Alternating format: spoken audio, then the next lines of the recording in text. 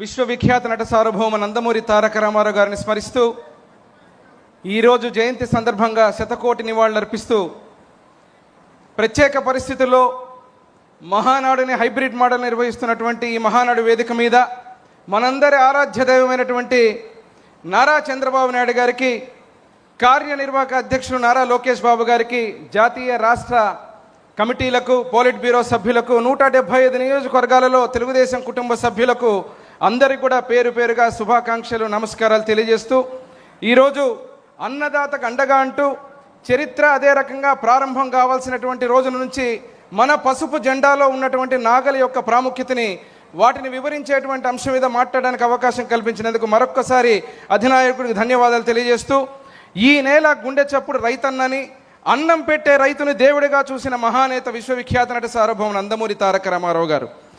ఆయన ఆలోచనకు ప్రతీక ఈ పసుపు జెండాలో నాగలి. నాగలి అనేది కేవలం గుర్తు కాదు, పేదవాడి ఆత్మ, ఆంధ్ర రాష్ట్ర ప్రభుత్వం ఉన్నటువంటి ఆత్మగా, పొలం దున్నే చేతిని గౌరవించడం అంటే అన్నం పెట్టే తల్లిని గౌరవించే విధంగా నందమూరి తారక రామారావు గారు భావించి పేదవాడికి సంబంధించినటువంటి గుడిసె, నాగలి, చక్రాన్ని పసుపు జెండాలో పెట్టి ప్రతి పేదవాడికి దగ్గరగా చేసినటువంటి మహానుభావుడు నందమూరి తారక రామారావు గారు.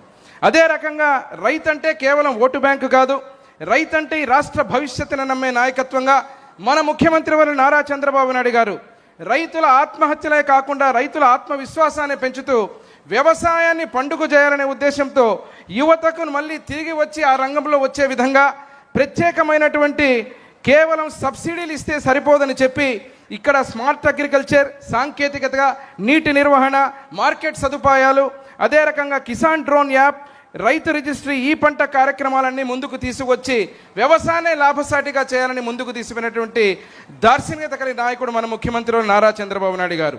ఎరువుల కొరతతో రైతులు ఇబ్బంది పడకుండా ముందుగానే ఆ ఎరువులన్నింటి నిల్వలు చేసి రైతు కష్టపడేటువంటి తత్వం ఉన్న రైతుకి వెన్నంటి ఉండే ప్రభుత్వంగా కూటమి ప్రభుత్వం నిలిచింది. అదే రకంగా మద్దతు ధరలు కావచ్చు, పంట కొనుగోలు కావచ్చు, మిర్చి కావచ్చు, నష్టపోయిన ఉల్లి రైతులకు రైతుల ఖాతాలో జమ చేయడం కావచ్చు, అదే రకంగా ఉన్నటువంటి కోకో, మామిడికి అన్నిటికి కూడా కష్టం వచ్చినప్పుడు రైతుకు అండగా నిలబడిన పార్టీ ప్రభుత్వం కూటమి ప్రభుత్వం. మరి గొడ్డలి పార్టీ అధికారంలో ఉన్న రోజున ఏం చేశారు? 380 కోట్ల రూపాయలు కేవలం ఆ రోజు మద్దతు ధరకు ఇచ్చామని చెప్పి మాటలు మాట్లాడి రైతుల కోసమే పుట్టాము, రైతుల కోసమే ఉన్నామని తప్పుడు మాటలు మాట్లాడినటువంటి పరిస్థితి.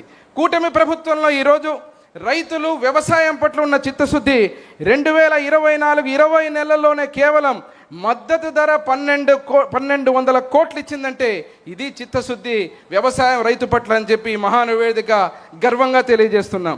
ప్రకృతి వైపరీత్యాలు వచ్చినప్పుడు గొడ్డలి పార్టీ అధికారంలో ఉన్న రోజున 9 సార్లు తుఫాన్లు వస్తే 1612 కోట్లు మాత్రమే కేటాయించి ఏమాత్రం 20,000 కోట్ల పంట నష్టం జరిగితే రైతుల్ని కానీ వ్యవసాయాన్ని కానీ పట్టించుకున్న దాఖలాలు లేవు.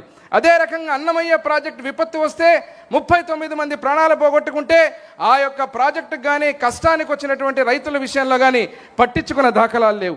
కూటమి ప్రభుత్వం 2024-25లో 310 కోట్లు నేరుగా రైతుల ఖాతాలో జమ చేయడం, గొడ్డలి పార్టీ నష్టపరిహారాన్ని 15,000కు తగ్గిస్తే మన ప్రభుత్వం వచ్చిన తర్వాత 25,000కు పెంచడం, ఇవన్నీ కూడా రైతుల పట్ల, వ్యవసాయం పట్ల మన కూటమి ప్రభుత్వానికి చిత్తశుద్ధిని తెలియజేస్తూ ఉంది.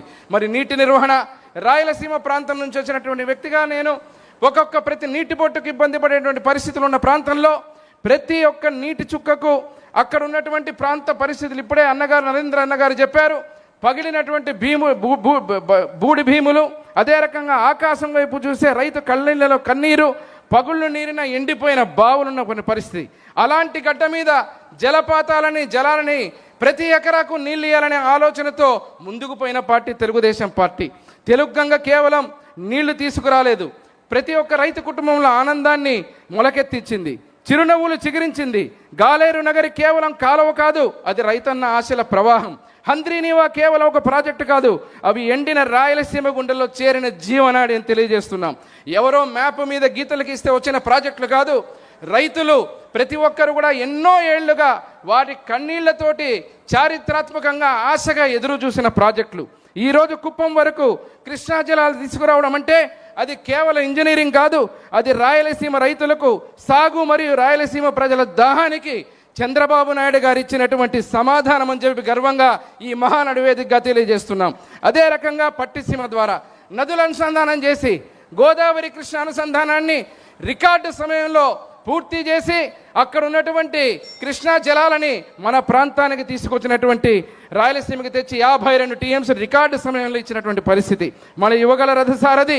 ఈరోజు అదే రకంగా తండ్రికి తగ్గ తనయుడుగా ఎన్టీఆర్ గారు చంద్రబాబు నాయుడు గారు ఏదో ఆలోచించారో అదేవిధంగా యువగల రథసారథి రాయలసీమలో పాదయాత్ర చేసిన రోజున, మాతో పాటు పాదయాత్ర చేసిన రోజున రాయలసీమ పచ్చగుండాలి, ప్రతి ఎకరాకు నీళ్ళు ఇవ్వాలి, రైతు కష్టానికి గౌరవం దక్కాలి అంటూ రాజకీయ నినాదం కాకుండా సీమ భూమిలో వాగ్దానం చేసిన వ్యక్తి లోకేష్ గారు. కార్యనిర్వాహక అధ్యక్షులు ఊరికే కాలేదు, వారసత్వంతో వచ్చినటువంటి అధ్యక్ష పదవి కాదు.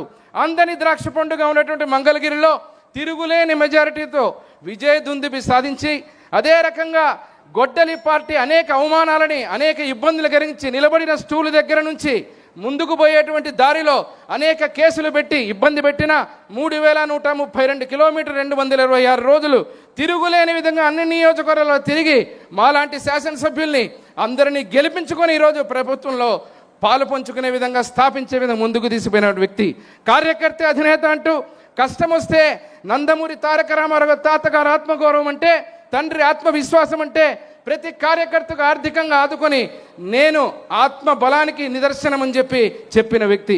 ఈరోజు అర్ధజ్ఞానులు గొడ్డలి పార్టీలో కొంతమంది మాట్లాడుతున్నారు. మా నాయకుడు లోకేష్ బాబు గారి మీద విమర్శలు చేస్తున్నారు. లోకేష్ అంటే ఎల్ అంటే లీడర్షిప్ ఫర్ ఆల్, ఓ అంటే ఆపర్చునిటీ యూత్, కే అంటే కీప్ కాన్ఫిడెన్స్ కమిట్మెంట్, అదేవిధంగా ఈ అంటే ఏదైతే ఉన్నటువంటి excellence for all the what ever he takes up, అదే రకంగా ఎస్ అంటే సక్సెస్, హెచ్ అంటే hope for the party, hope for the state అని చెప్పి తెలియజేస్తున్నాం. లోకేష్ గారంటే ఇది. ఈరోజు స్టాన్ఫోర్డ్లో విద్యాభ్యాసం చేసి ప్రతి కార్యకర్తని గుండెల్లో పెట్టుకున్నటువంటి నాయకుడు లోకేష్ గారు ఎక్కడ? మీ కార్యకర్తలు మీ బండి కింద మీ వెహికల్ కింద పుచ్చకాయలాగా వారి తల మీద పోరించి ఇంటికి పరామర్శ కూడా చేయకుండా చట్టబద్ధత చేసినటువంటి అమరావతిని పట్టుకొని మావిగన్ను పేరగన్ను మాట్లాడే మీరెక్కడ? Both are not same brother అని చెప్పి మహానాడు వేదికగా తెలియజేస్తున్నాం.